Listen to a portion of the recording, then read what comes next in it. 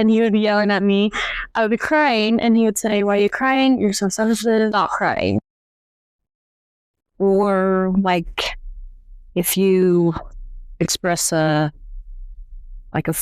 feeling or a hurt feeling, you're crazy. Mm-hmm. You are crazy. Yeah. Hi, my name is Karen, And I'm Angelique, and we are your hosts for Truth Be Twisted Podcast.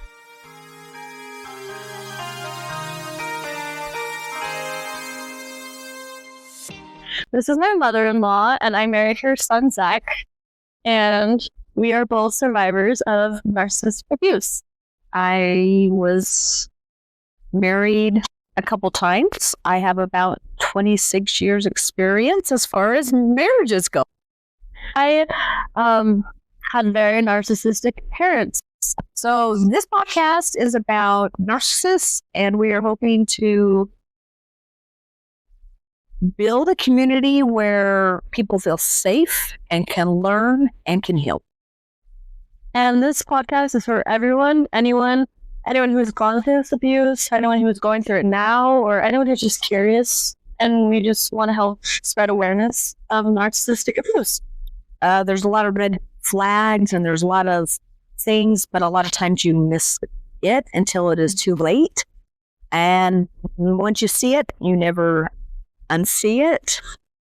So I think it'll be a good place to learn to find your self-worth and to start digging into the trauma that is caused. As you may have noticed on our logo, we have a dragonfly. So we'll go into the backstory of why we chose that for our logo. I love dragonflies. Dragonflies are awesome. So they represent a new beginning, right? A new beginning, a new start, a fresh start.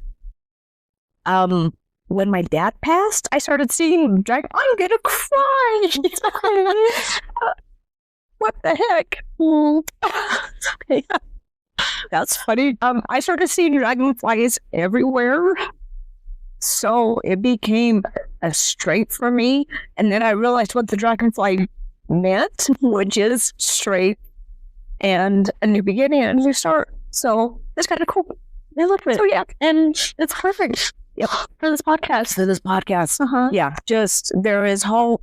You can heal. It is a hard road. But when you start talking to people and you start realizing what common phrases they use and common tactics that they use, start to realize you're not as crazy as they made you feel like, and it's okay. That is why we have a dragonfly on our logo. Yeah. So in this podcast, we'll be sharing our stories and our experiences with our narcissists, and we just want to share our knowledge that we've gained. Not doctors. No. These are full-on experiences, opinions, and things that we have learned just from talking with other people. I study a lot. I probably listen to 3 or 4 different things a day on YouTube, a bunch of different people that I listen to that teach me a lot of the things that I have realized and that I'm hoping to share. Yeah. So take it with a grain of salt. So we are going to dive into our first topic. Wait, what even is a narcissist? When did you realize you were dealing with a narcissist? I'd probably say at the age of 16, that's when I finally started to realize, like, hold on, this isn't normal. Whenever my dad and I would get into arguments, and I would be crying because he was yelling, and he would say, "Angela, stop crying. Why are you so sensitive? Stop being so sensitive." I mean, I've got that my whole life, so I was used to it. You were trained. Yeah. But after talking with my friends, hearing how their parents would handle arguments with kids, I was like, oh, that's different from what I'm getting. So I'm like, oh, okay. Well, that's like a little weird. I just didn't know it was anything. Yeah. And then I'd say, I'm still trying to process this one. But my mom, so we're members of the Church of Jesus Christ of Latter-day Saints.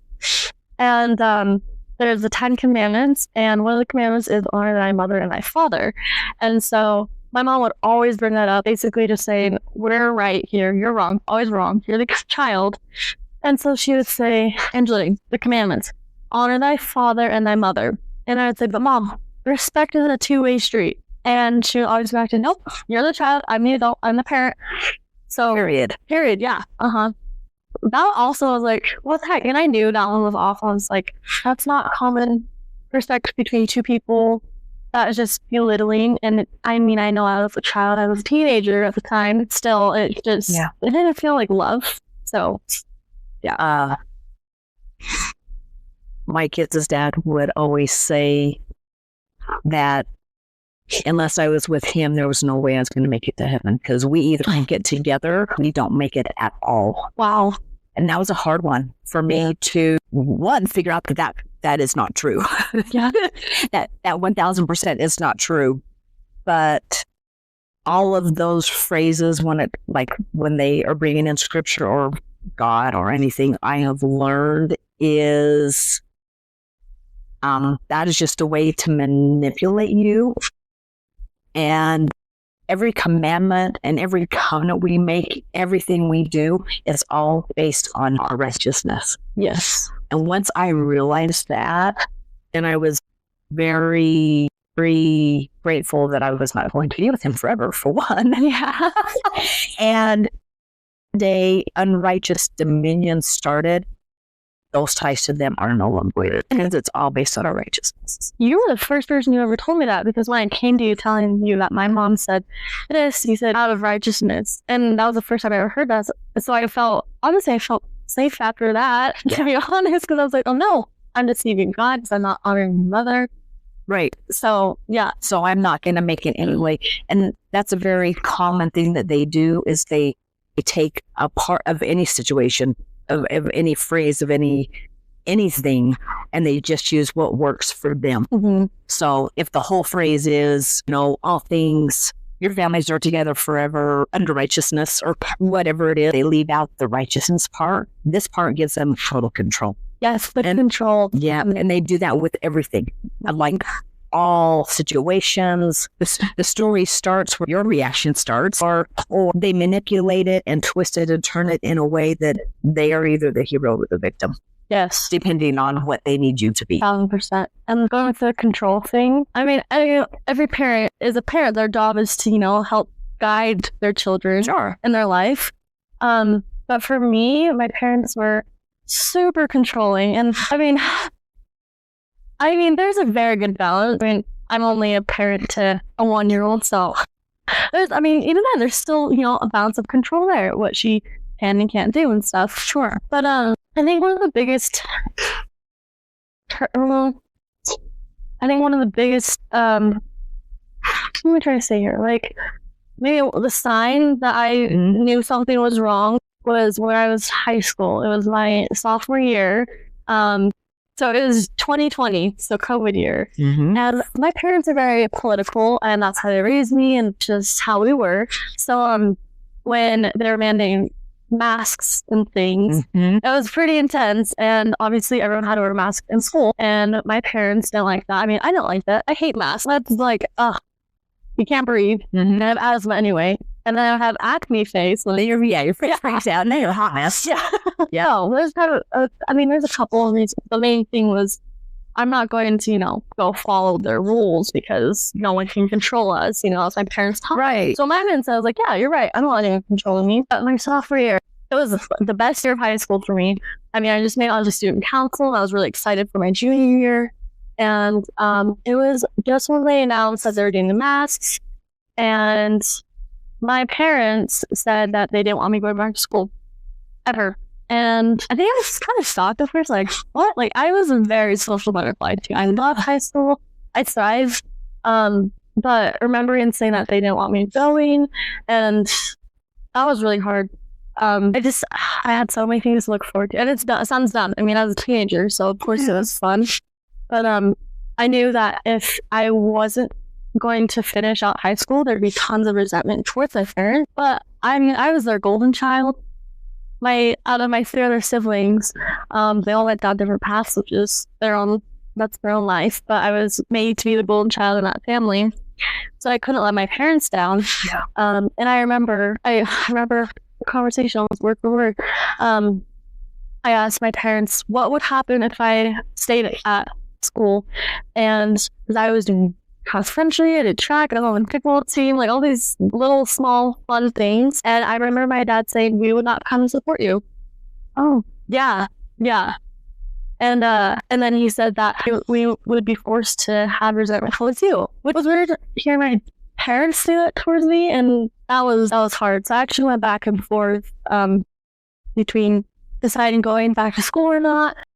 But I knew still I'd have to deal with the resentment from my parents. And so I remember I finally agreed. I was like, fine, I won't go back to school. I'll do what you want me to do. And I had a lot of regret. So I think it was probably like the next day. I was crying to them. Like, I made the wrong choice. I want to go back to school. And then my dad just threw a really big fit. And he just yelling at me, like, fine, like, go to school, go to whatever you're going to do. But you're not driving your car, which, I mean, I lived out of boundaries for the high school I went to. So it was like a 20-minute drive. So I was like, oh, okay, gotta figure that one out. But yeah, no, I remember telling him, like, I want to go back. It was a lot. But I'm coming back, and then I went for a couple meetings for student council this summer. I was getting really excited. And then dealing with my parents, every time I get home, like, they would just be cold. My dad would ignore me. He would just ignore me for days, pretend I wasn't living at home. And then on his own terms, he'd finally start talking to me. Like, oh, great. We're just not going to talk about the fight that we just had. That's awesome. Anyway, so I just knew I did not want to go through the next 2 years of high school dealing with all of that. Yep. And so I remember walking into school one morning, and I was sobbing. I could just not control myself. I was crying to the leader of the student council, and it was like, couldn't even get words. I was choking, and I said, I can't do this. I'm not coming back to school anymore, which he was really nice. He said, like, well, if I come back, if I decide to come back, like, my mouth's always open, whatever. But that was the last time that I did anything with school. And then I was worried about what people would say about me, because my parents, they said, just get your GED, you'll be fine. And from my experience of knowing people, like, a lot of people just either drop out of high school to get into GEDs, be done fast, or people who aren't very, how do I word this? Enjoy school curriculum. They also take the GED because it's like the easy way out. That's what I'm saying, easy way out. Anyway, so I did that, whatever, and I remember a job. One of my friends, she said, I was telling her the story, and she said, "Oh, GED, isn't that for dumb people?" Oh, and like, this is so long ago. So like, I mean, I just laughed it off in the moment, but I was like, "Oh my gosh, you're right." So like, I don't know. I had a lot of resentment for my parents, just feeling like, wow, like, they forced me to do this. People think I'm dumb, and like, for the longest time, I just told people after my friend said that, I just told people, "Yep, I just finished online." Because, I mean, but that's a lot. Like, a little, like, on mission right there. It's insane. I finished online, but in truth, I actually got my GED. But, I mean, I felt too dumb to even tell people. But, I mean, that all comes back to the control that my parents wanted. Yeah. They wanted me to stay home, not go to school, don't wear masks at school, and held you back. So do what we do all as well. If you choose to have a mind of your own, a thought of your own, or an opinion of your own, then we won't support you. And then we're going to twist on you and go, well, actually, you're hurting us now. And then we're going to punish you with a silent treatment. And then a handful of days later, we're going to show up like nothing happened and sweep it under the rug, and everybody should be happy. Yeah, that's classic. Right there. What is a narcissist? And there you go. Oh, that is the cycle over and over again. Wow. Yeah, so sorry. Okay. What about you? What was your first encounter with a narcissist? I think when I don't know. That is super hard to say, because it took a long time for me to realize what I was dealing with. That was a good friend of mine, Barbara, having that I should start researching, which I'm so grateful she did. The one thing that I remember thinking, though up to that point, I started learning was everything that represents who I am. So, Mother's Day, our anniversary, my birthday, and Valentine's Day. So all of the things that in my mind at that time, that's why I'm here. I am me, my birthday, our marriage, Valentine's Day, Mother's Day was always ruined. And I remember thinking my purpose for being here is I have no purpose. It sucks, all of it. I felt that way for a long time because every holiday,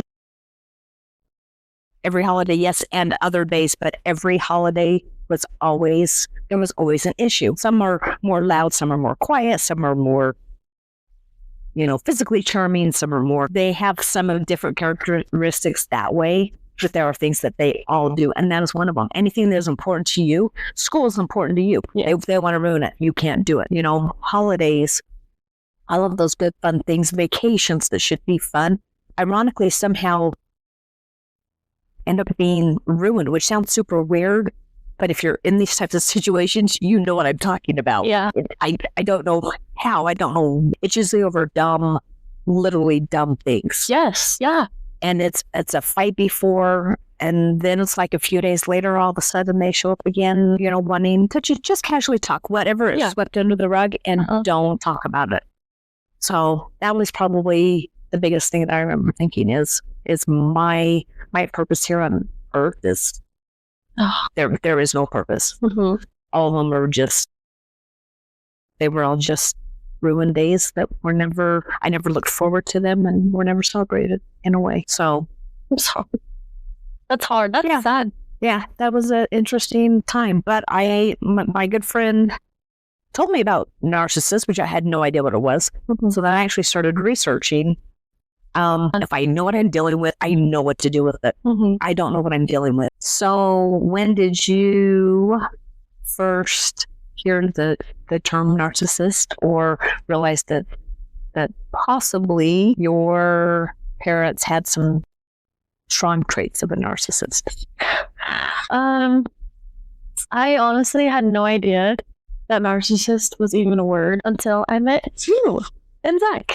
So when I started dating Zach, or even from the first start of our first date, we got into a lot of deep talk, and he was talking about his dad and stuff, and even then he would say some things that his dad had said. I'm like, oh, that's weird. Like, I know my parents have said that before. It's a book.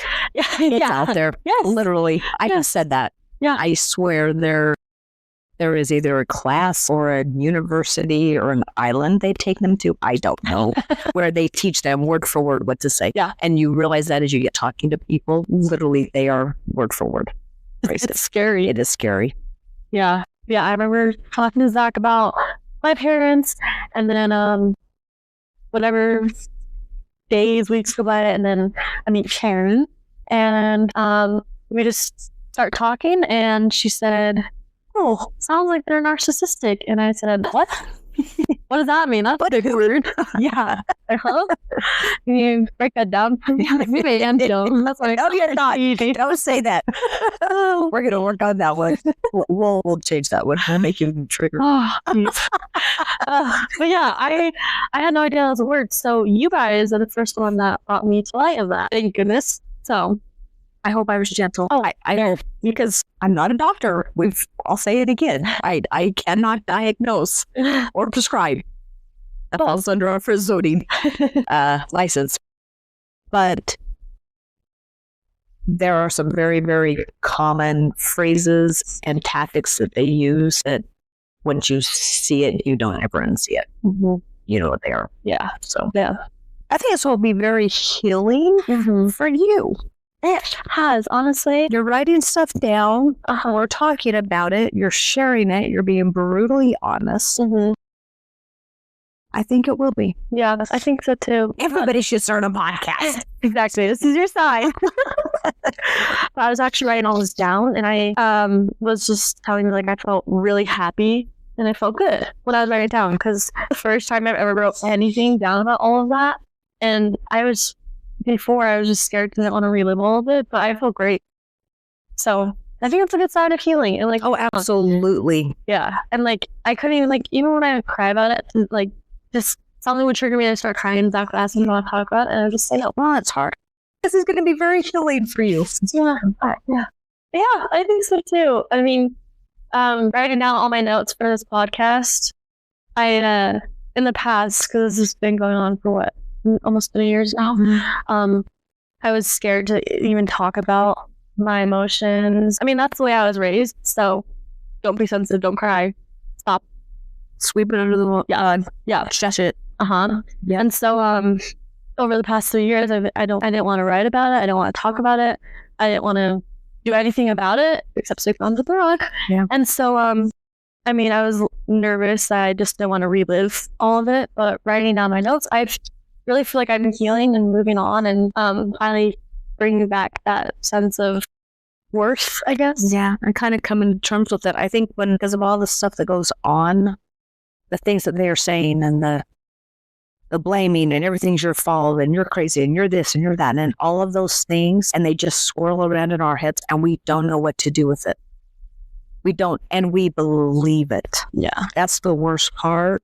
And I think as you start to talk and share stories and say it out loud and put it on paper and whatever you can, but you think you kind of realize, especially when you realize what types of people you're dealing with, it's like, this is ridiculous.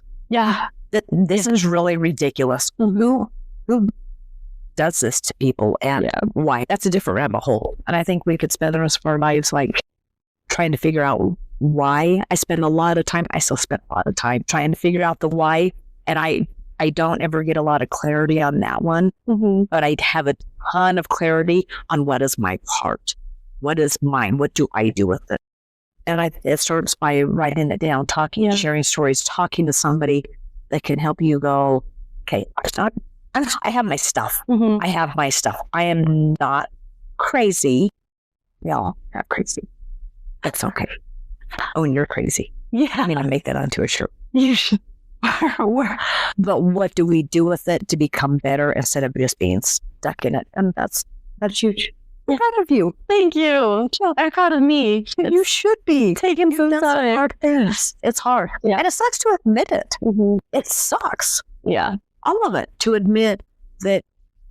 And I think as you start to kind of get away and they're not so much in your head every day. Yeah. Because when you are under the same roof or talking to them all the time, it is constant. You cannot breathe. But once you're able to take a few steps back and you're not hearing it quite as much, you see it more clear. And that's a huge step also, because then all of a sudden it's like, wait a minute. No, that is not what happened. That is not how I am. Yes. That is not who I am. And how the heck did I ever get stuck in that so deep and not realize it? That's a whole different thing to work through. Yeah. The process takes, I don't know that we'll ever dig through all of it here. But that's okay, because I think we can have a community and enough tools and resources that we can get to a place where we are feeling generally calm, know how to get in a calm place. And at least then the rest of the journey is going to be a lot better. Yeah. Than being stuck under their version of whatever their illusion they think we are, whatever they think they are. Yeah. So go us. Yay, go team. Yay. What's the turning point for you? So when I started dating Zach, we met online dating. And then 2025 and probably 2025. Oh, wait, 2022 for us. Oh yeah, you guys did just meet. That's right. Over here and have a baby. Okay, welcome to the 20th century. There you go. But yeah, so we started dating, and it was very fast. But I mean, we knew at a very early point on in our relationship that we wanted to be with each other. So why wait to drag it on, you know? So we were dating, and Zach, he's just a very sweet, sensitive guy, and that's the opposite of my dad. My dad is a very masculine man. Everyone needs to have a gun. You don't have a beard. You can't go for each other. You're not a man. Don't have to drive a truck. you're not a man. So, yeah, I bring home Zach to my parents, and they have very high expectations for me. I mean, they wanted me to marry an exact version of my dad, just my age. And I mean, there's that control again. And so they knew that Zach wasn't like that. So of course they didn't approve of him. And that was hard.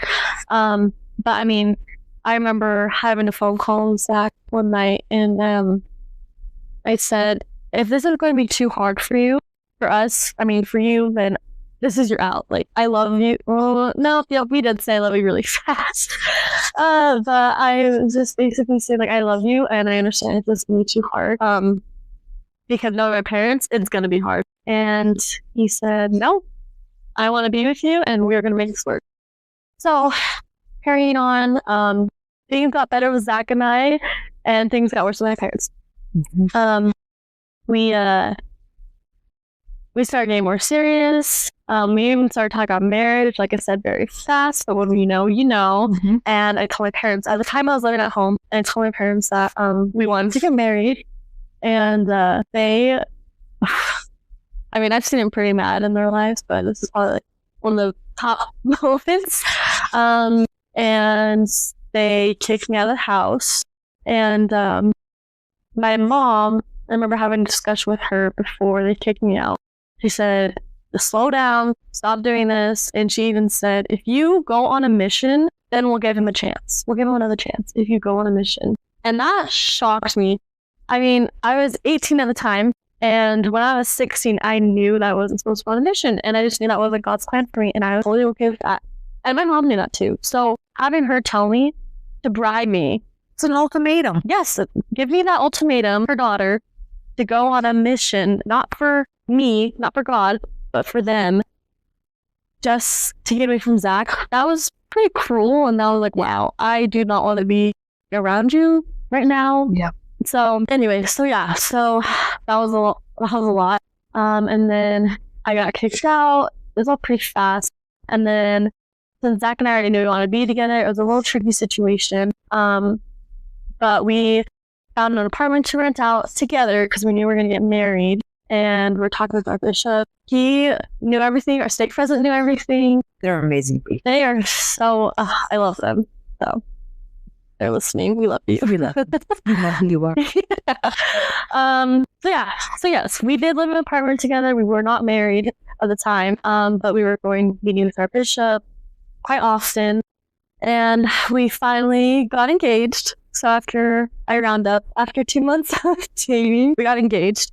And I sent my mom a picture of the ring. She was the first person I told. And I said, October 22nd, we would love for you to be there if you only come with love and support. Honestly, seconds later, she texts me right back. She says, and I quote, "You suck!" ! I seen the text. Do not marry this man. Whoa, wait, what? Yes. Yeah. So I was like, oh, my mother, who is an adult, just said I suck for getting engaged. So it was, I mean, that was hard. It was hard. It was really hard. So here's another perspective, because I'm the mother on the other side. Mm-hmm. Did I ever say you suck? No. I did. I'm sorry. No. As parents, it is, I have no place in your marriage, and it's not my place to control any of you. Mm-hmm. Period. My job is to love you and support you with your decision and do the best I can to help you work through whatever issues that come along. Mm-hmm. That's it. And you've done great. Didn't she say something about that day, October 22nd? Yes. She said, I think it was right after all those other texts, like after the "you suck." It said, October 22nd will be the worst day of my life. And I thought, well, it's going to be the best day of my life. So that sucks that you're not going to be there to see it. So jumping a little ahead, let's see. So we were engaged, we were living together. And I remember a couple of friends at my work, I was telling them situations and they said, why don't you just elope?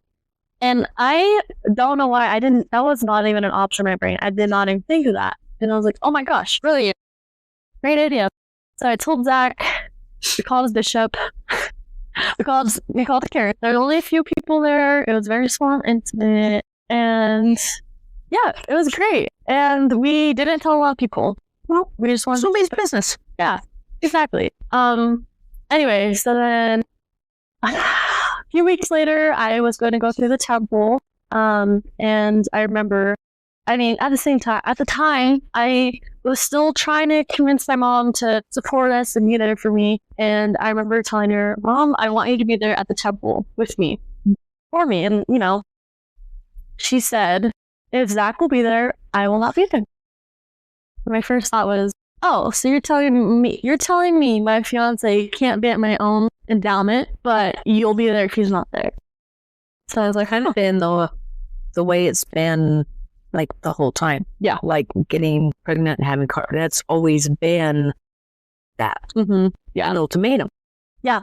So that was really hard to not have her there for that either. And then we got sealed in the temple a month later. And like I said, I met my parents again and said, please, come if we really do want you there, if you will just love us and support us. That's all we want. We just want love and support. And they did not support us in any way, not financially, not emotionally, nothing. They said, poor Karen. Do not put us on that announcement. Yes. Oh, I forgot about that. Yes. We do not support this. We don't want to be on that announcement. And I remember that made me so sad that I couldn't put my parents' name or pleased or proud to announce. And that was hard. I remember not putting that on there, and it really, that would hurt. But, geez, forgot about that. Poor Karen, she paid for everything, and it was so fast too. So there's no preparation. Yeah, super small. And it was. We just wanted to get married. That's all we wanted. And so the only family member I had come to our wedding was my sister. It was the only one. But, despite that, there's so many family and friends of your guys' side, and I was just so appreciative of all the love and support we got from them. So that was really helpful. I can't remember how long after the wedding, but I knew I finally blocked my mom because I decided I needed to set some boundaries. And, that was on and off, but I'll talk about that later. What about your turning points? Looking back, I can see where over time I lost zero. I had zero direction. My testimony was minimal. Shows me it wasn't strong in the first place. I have totally lost who I was trying to be, who they wanted me to be. Mm-hmm. And I don't know that they know who they wanted me to be. So it was confusion all around. Yeah. And when I finally got to the point, and I don't know what that point is. People would probably say it's when they finally hit bottom. I don't know what that means. I know what that means, but I don't know what that means. When I had finally got to the point, so with my kids' dad, we had a situation that was pretty violent. I smile. We shouldn't giggle about it. It's not funny. I will take physical abuse over mental all day long. I'm just saying. And that one was a big one.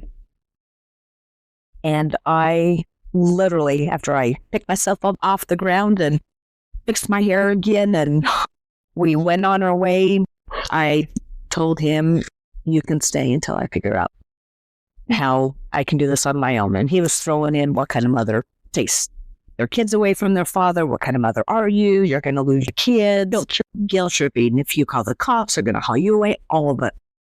And I remember literally, I had gone for a drive, and I'm like, Heavenly Father, what do you want from me? What? And I heard, rely on me, right? We hear it all the time. I'm like, really? Fine. You want it? You got it. I'm pretty sure that was my attitude. We've talked. I apologize. It's all good. He giggles at me, I'm pretty sure. And that was, I'm like, rely on me? Whatever. And I learned super quick to rely on him. So quick. So that, I think that happened, we'll say that happened on a Tuesday. And that next Sunday at church, a friend of mine had offered me a job. I needed income. And I'm like, oh, okay, here we go. So I was led to, I had, at one point, things would happen and I would be crying and I'd be praying, can I leave? And I would hear, and I mean, it was a solid no. I'm like, and I call my sister and I'm crying, I can't get out, I can't leave. And she's like, what do you need to do? I don't know. One of them was, get prepared. And I'm like, food storage? Why would you have food storage? What the heck? That's what I'm about. It took me like a year to figure that one out. I got really good at praying, pausing, and recognizing the promptings. So I was hiding money from my sisters. I had a folder where like all of my titles and birth certificates and forms were, my kids each had bags packed. So when the day came that it was time for us to go, and it took about 1.5 years, maybe 2 years before that time came. And when we had the cops came in and they said, you have 10 minutes to get your stuff and get out. I'm like, well, perfect, because I need to. Kids, grab your bags. I grabbed my folder and we were out. I was prepared. That was the prepared.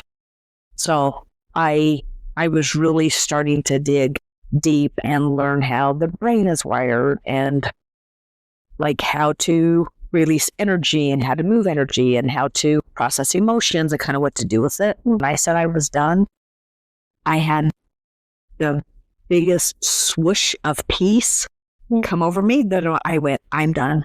Oh, wow. I'm done. Oh my gosh, I'm done. I'm okay. We're okay. I had already spent the time rebuilding my testimony. I know where my strength is. And anytime I start to doubt or to question, I remember that peace that I felt. I win. I'm out of that situation. I will never be homeless. I will always have food. And I do not have to deal with any of that anymore. I don't have to be put down. I don't have to feel worthless. I don't have to be all of those things. I'm done. And I win. No money. There's not enough money in the world that I would take in order to give that up. I already win because I'm out. So I would say the game changer, that was a long way around to come up with where I realized it. It was finding my rebuilding and finding my strength in God. And we can magic box that for everybody, for that higher source. Whatever that higher source is for you, you have to connect to it. And that will absolutely pull you through. I can help you through. Zach can help you through. You can help me. We can help people everywhere we go, which is great. And we need that support. But when you know you have a higher being that has you and loves you more than I could ever love you and has a plan. Are there any effects that you notice on your mental health or your physical health looking back? Well, my experience was definitely not as long as yours. Between, what is it, 26 years? Yeah. Mine has only been, yeah. Just kidding. You are. It's only been 3 years, so not as long. 3 years when you realized what was going on. Yeah. How old are you? Almost 21. 21. You had 21 years experience. Yeah, okay. You're an expert too. Own it. We're experts. We're experts. That's why we're here. Okay, I like it. Give me that confidence. Okay. Yeah.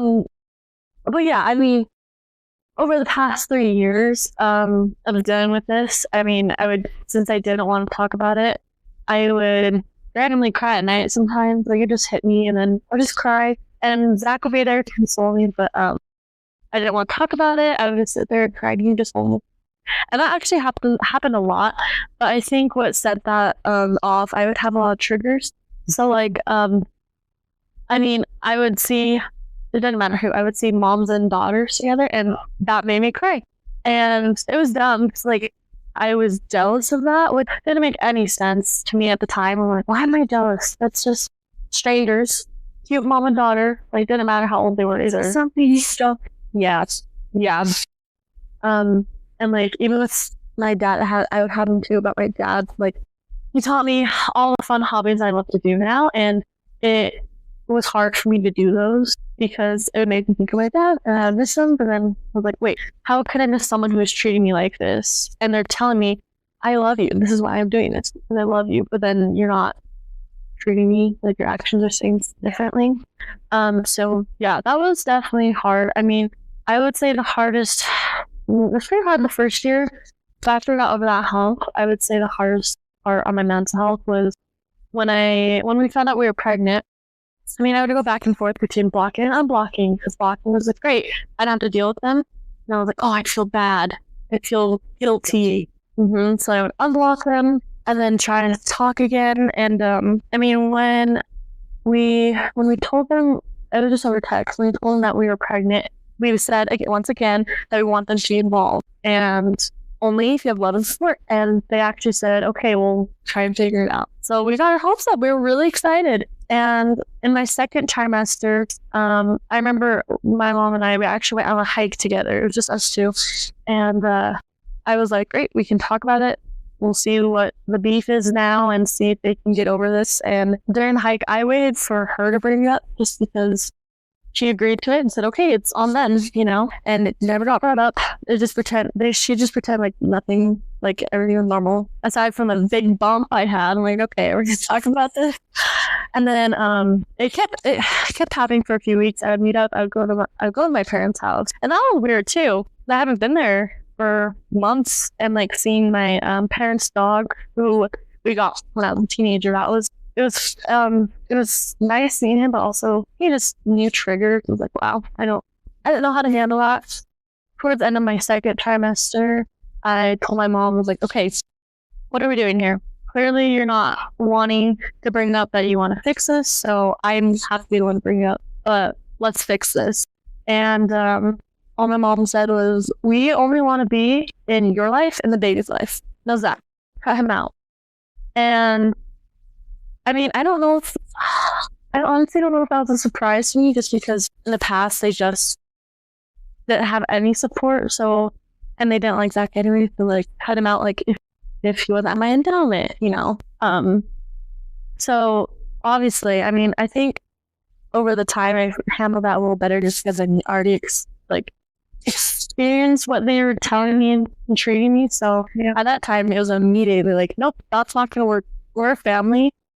He's the father of our baby. Like, he's my husband. I'm not going to cut him out for you, for my parents. And that was, I mean, I felt pretty confident in that. And like, I still do, honestly. But I mean, I think that was the hardest part of my postpartum because I wanted my mom at my birth. So yeah, I told her, I said, Mom, I need you at that birth. And so I told her so many times, like, Mom, I want you there.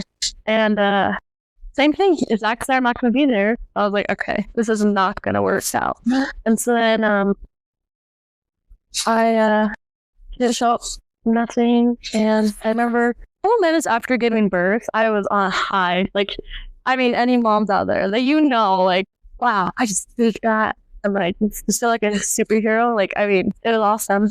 And leading up, my mom would text me, like, let me know when you're having contractions and stuff. And I mean, that was another boundary. Like, people are like, oh, is the baby here yet? And I had her at 42 weeks, so it was very overdue. And my mom was just texting. And I wouldn't really text that much. And then right after I had Carson, I FaceTimed her.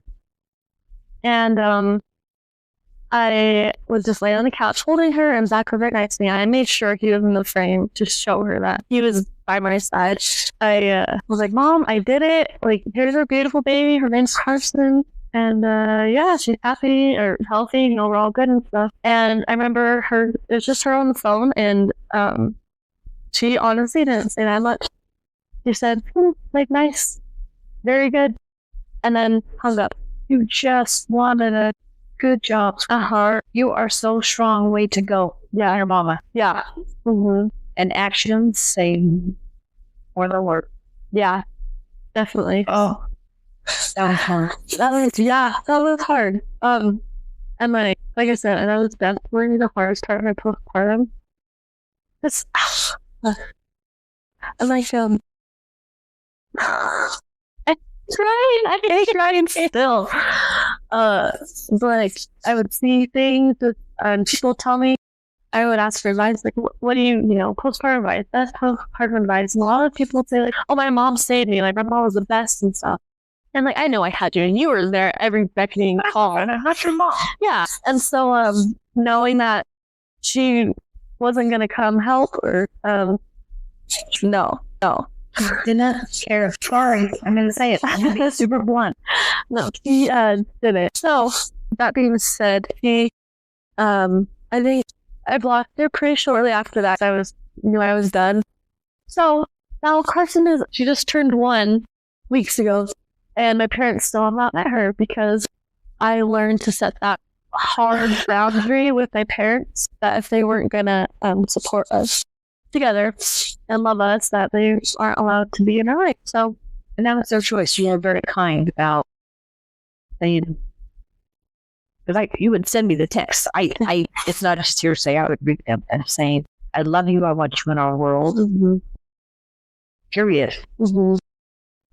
Just all of us. Let's work this out. And what do you do with that? That if they aren't responding and meeting you somewhere in the middle, or at least trying, I don't care who it is. If it's a parent, a sibling, a spouse, I don't care who it is. If you got nothing to work with because they're not willing to do their part, own their part, and step up and do something, and realize it's not all about them. At that point, you have to do what's best for you and your family. Yeah. I mean, that was the confusing part too, because they would say, this is your choice. This is your fault. You chose this. Yes, you did choose that, but the rest of the story that they tend to leave out is, yes, you did choose that, but what about their choices? What about the things they said? What about the things they said? There are both sides here, and narcissists very rarely, if ever, admit their side. They can't. They cannot admit their part in it. So the rest of the story doesn't matter. It starts here. Yeah, well, that was her choice. She chose not to be with us. Really? My question would be, well, what did you do? Yeah. Why would she choose that? Why would a daughter choose to not be? Look, as humans, we don't go that deep into questioning people. We just go, oh, well, that's too bad. Yeah, well, something's wrong. Something must be wrong with her. No, let's get the full story out there. Yeah. They are notorious for telling partial truths. And when you realize that that's who you're working with, then it becomes easier to set those boundaries and to keep them. Just protect yourself and protect your family. You have to. Yeah. Absolutely. Yeah. And hard.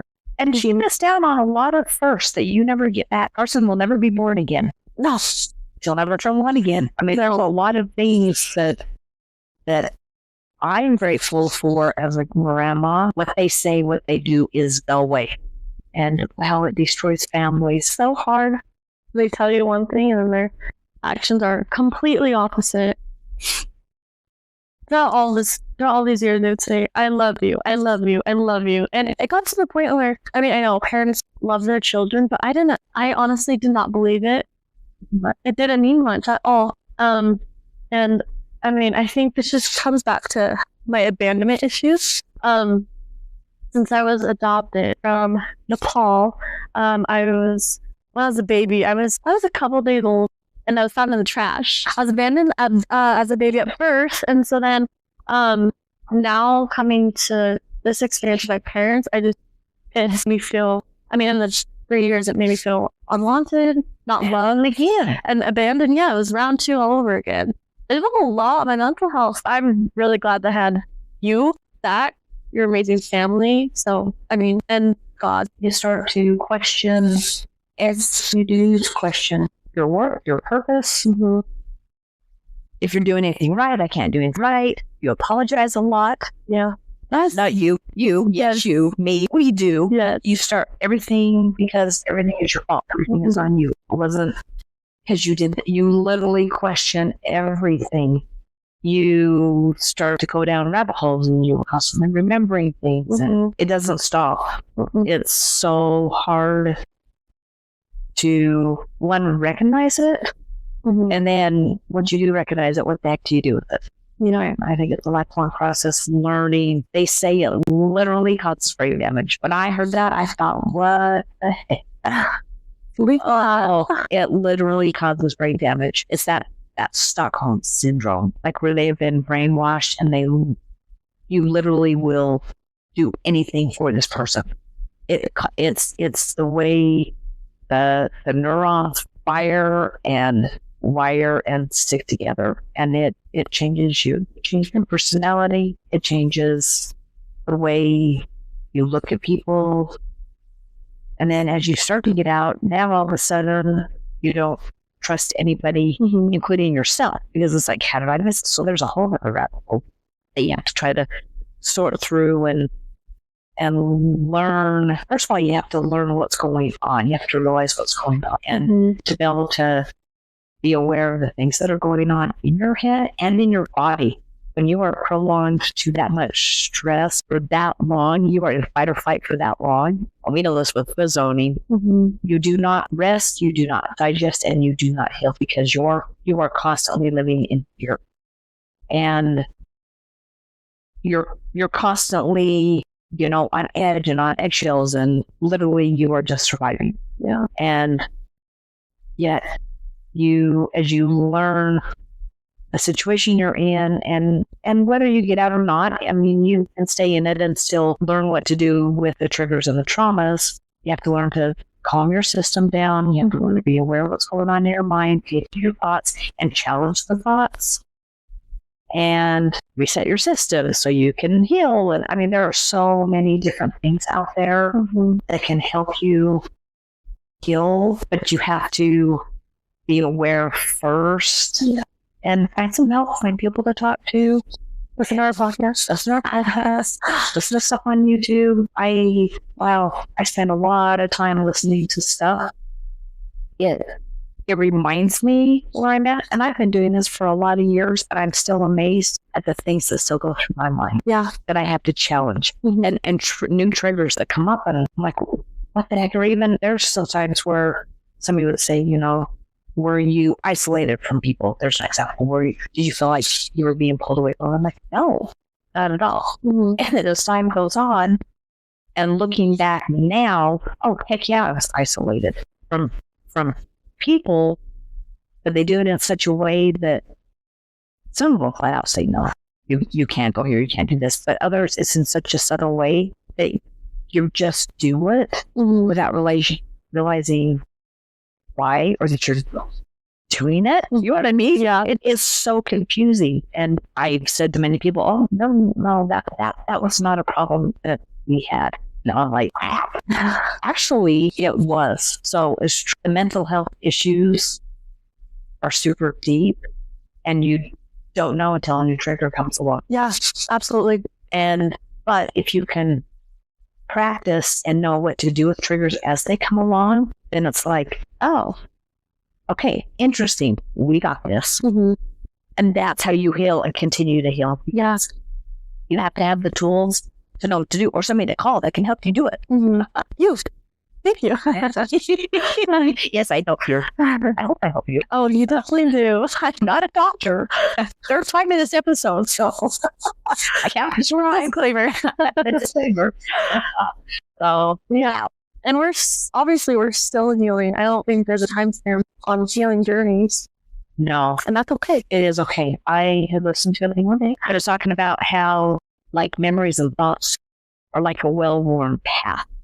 So you keep thinking it, and it just wears it. Like, imagine walking on the mountain on a trail, and you can tell where it's really been walked. That's what those memories and that trauma does to your brain. So in order to change that connection and literally rewire, you have to replace it with a different, more positive thought. It just doesn't take once. Literally, it has to become the new default thought, so you have to recognize this one, stop it, and then really, really be consciously reinforcing that more positive thought to get rid of the negative one and make a new one. And it takes time and effort And it's not an easy journey. It's not. And we can sit all day long and, talk about, how unfair it is, which it is, and how crappy it is, which it is, and all of the things. But at the end of the day, I'm actually grateful for it. I know that makes a lot of people twitch, and it used to at my time. Grateful for our struggles, right? But we learned some great things. I learned a lot about myself. I learned a lot about my purpose. I learned a lot about other people that I may not have learned anywhere else to the degree that I have.